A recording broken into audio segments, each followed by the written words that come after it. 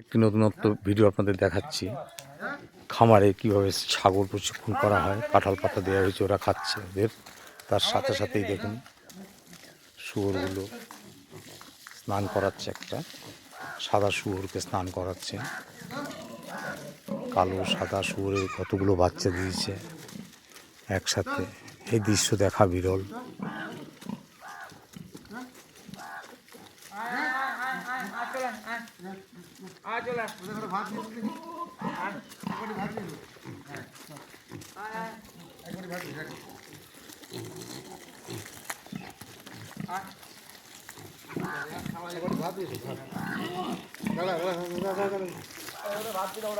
এখানে ছাগল, এখানে শুয়োর।